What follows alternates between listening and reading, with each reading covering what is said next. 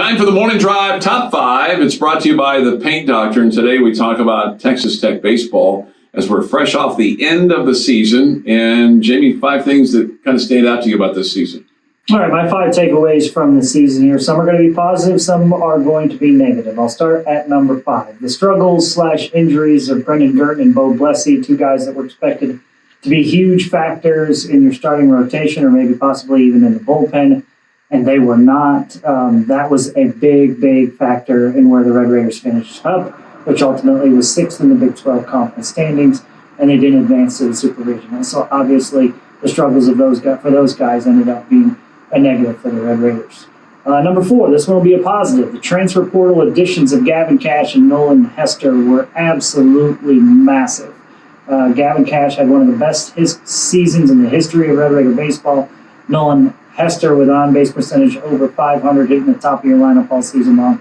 He was terrific as well. Number 3, consistency was the biggest issue with this year's team. We saw times where the offense would really get rolling and put up huge numbers, but we saw them go quiet. We saw your starting rotation be good at times, but then you'd flip to the next weekend and it would be rough.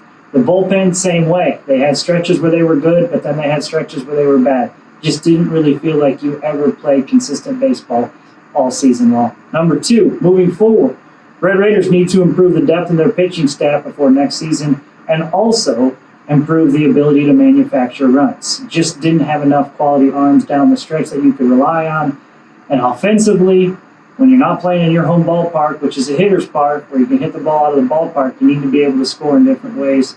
Red Raiders were great at home, struggled on the road. I think that's a big factor in why.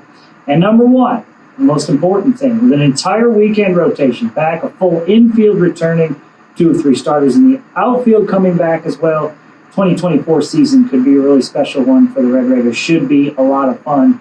You should be one of the teams that's picked near the top of the Big 12 conference. Bring back a ton of experience, a ton of talent. Could be a really fun season. All right, the Morning Drive Top 5, brought to you by the Paint Doctor.